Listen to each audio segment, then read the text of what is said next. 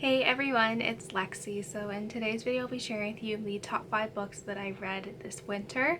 So the way this video is formatted is that I'm going to go through all the books that I read over the months of December, January, and February, and then at the end I'll go into greater detail about my favorite books from this season. So yeah, without further ado, let's get started. So starting out in the month of December, I first read All the Ways We Said Goodbye by Beatrice Williams, Lauren Willick, and Karen White, which I gave a 3 out of 5 stars. The Girl from Berlin by Ronald H. Bolson, which I gave a 3 out of 5 stars. Among Others by Jo Walton, which I also gave a 3 out of 5 stars. And The Golden Compass by Philip Pullman, which I gave a 4 out of 5 stars. Moving on to January, I first read The Subtle Knife and The Amber Spyglass by Philip Pullman, which I both gave a 4 out of 5 stars. Cloud Cuckoo Land by Anthony Doerr, which I gave a 4 out of 5 stars. And finally, The Surgeon and The Apprentice by Tess Gerritsen, which I both gave a 4 out of 5 stars. Next, moving into February, I first read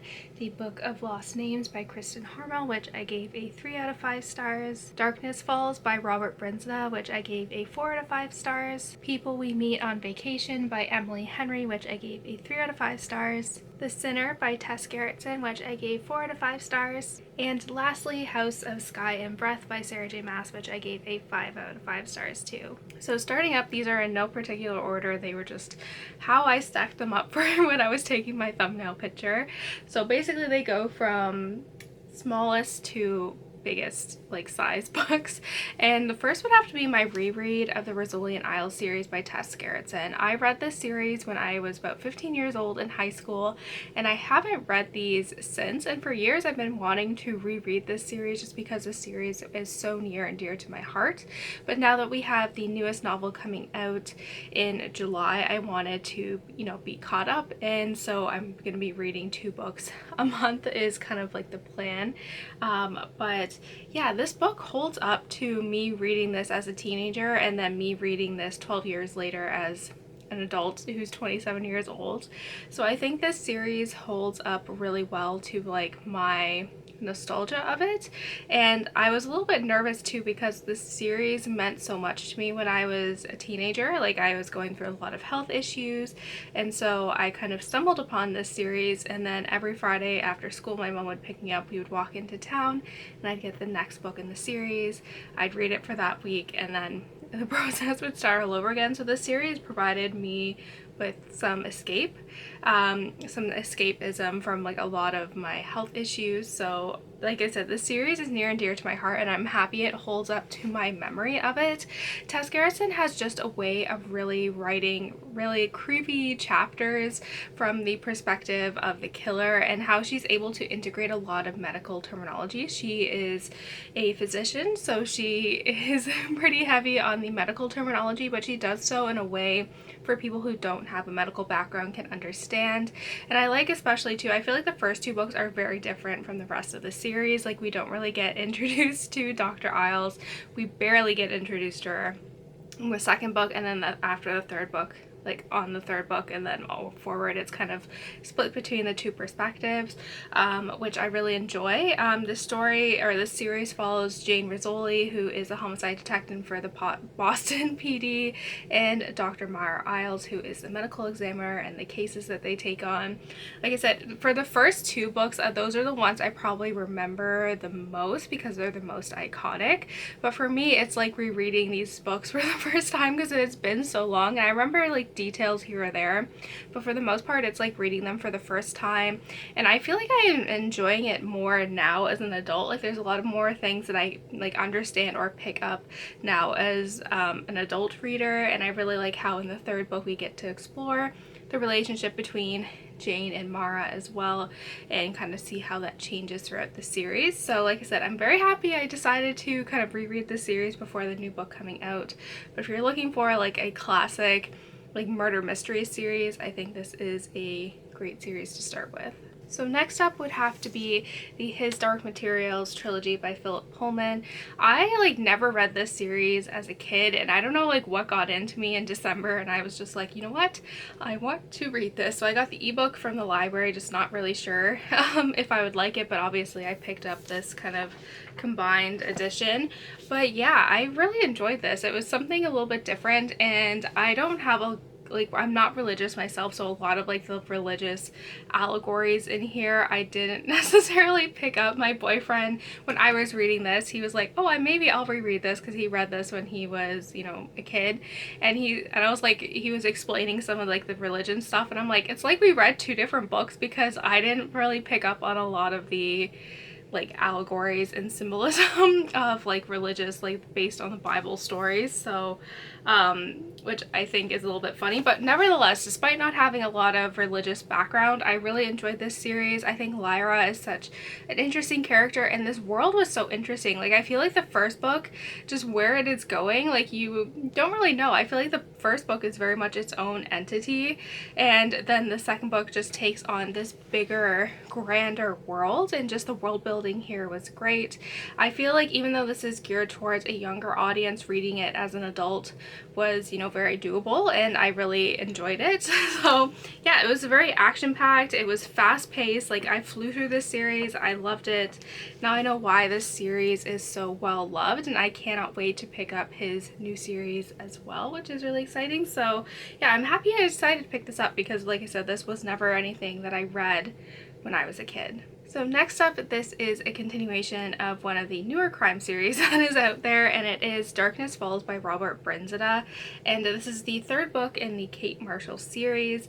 And because this is the third book, I don't want to spoil too much of the plot, but the general synopsis of this series is that we follow Kate Marshall, who was a detective in London, and what should have been the highlight of her career, finding out who was the Nine Elms serial killer, ended up being her downfall. She very much kind of struggled, the media basically tore her apart, and she really struggled with dealing with the fallout of that. So we follow her 15 years after those events. She's still trying to put the pieces of her life together, and she's a criminology professor, and when a series of murders are taking place that are eerily similar in detail to the Nine Elms killer, she kind of gets involved with that as well, and the series kind of goes off from there.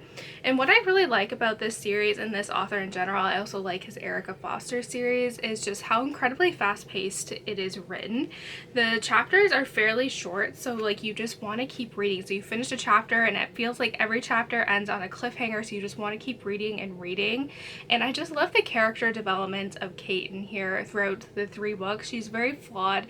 She is still dealing with a lot of, demons from what happened to her 15 years ago. So she's a recovering alcoholic. She's very flawed. You can kind of see the internal struggle, and especially everything that she has gone through from those events. You can see how that has shaped her and just made her very guarded. But as the book and series progresses, you kind of see her become more vulnerable and really step into her own and just become fearless, which I really enjoy. I think that's what makes Kate such a compelling character, and the murder mysteries in here are really fun as well. You do get the perspective of the killer, which I think also makes it really fun, because you can see, I feel like it's very interesting to see that kind of going in parallel to the investigation.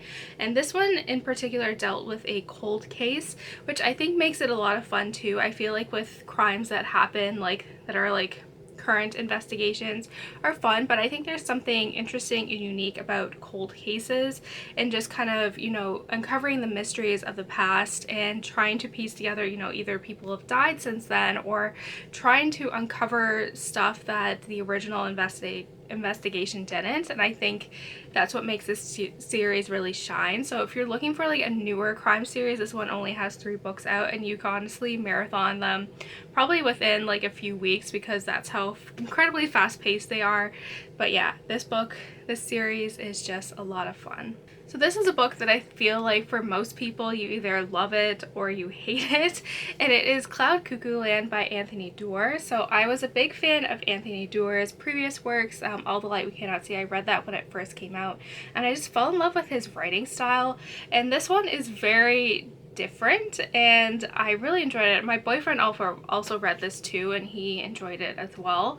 But basically the premise is that you follow this story called Cloud Cuckoo Land and kind of its impact or how it's involved with these people's stories throughout history.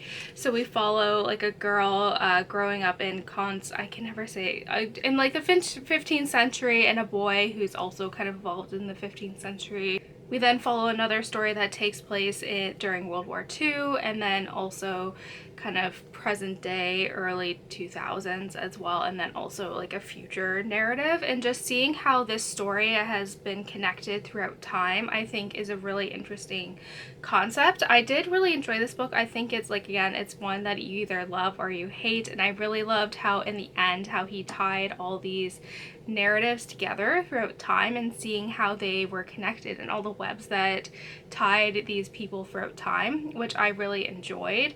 I did think it struggled from some pacing issues. I felt like it could have been like 150 pages shorter. Me and my boyfriend were talking about it. I was like, I feel like the middle section could have been edited down a bit, but I did really enjoy kind of seeing this. I felt like the future narration or the future storyline, I think, was my favorite.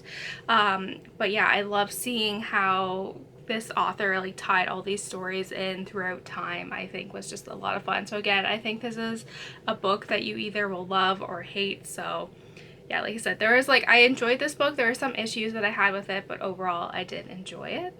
And lastly, this should come as no surprise, as this was probably my highest rated book throughout these 3 months, and it is House of Sky and Breath by Sarah J Maas. Oh my gosh, you guys, because this is the second book in the series, I can't spoil too much with it, but I was hooked. I understand the criticism with Sarah J Maas books, and I do acknowledge them, and I do have some like quirks. Like she'll have like certain words or like phrases that she kind of uses that are a little annoying. Like in this one in particular, one that stood out was like flay, like you flay a fish, which was a little bit annoying, and it was kind of there, but I still really enjoyed this. I just was invested in the story. I like how it is kind of like a mystery, and you kind of are involved with the investigation with these characters. Some of the side characters that were introduced in the first book, you get more of their perspective here. I felt like the world just grew tremendously, and I was honestly hooked. Like, this book is a big boy. Like, it's almost 800 pages, and I finished it within like a week. Like, that's how you know I was really invested in this story. I just couldn't put it down. I was just, when I wasn't reading about it, I was thinking about it, and that ending, like that last chapter, was just had me shook, because I felt like it was being alluded to, and I was thinking like, is this gonna happen? Like, is this really gonna happen? Like, I wish it will, but I don't think it will. And then when it did happen, like, even though I was kind of expecting it, I was still shocked because I didn't believe it would actually happen. Like, oh my gosh, I'm just obsessed. And yeah, that's all I want to say, because I don't want to spoil it. But yeah, oh my goodness, this book, literally that last chapter took my breath away. So that's it, guys. Thank you guys so much for watching. I hope you guys enjoyed this video. Let me know in the comments below what some of your top books were from the winter season and all of that fun stuff. So yeah, thank you guys so much for watching. Don't forget to give this video a thumbs up, and I will see you guys next time. Bye, guys.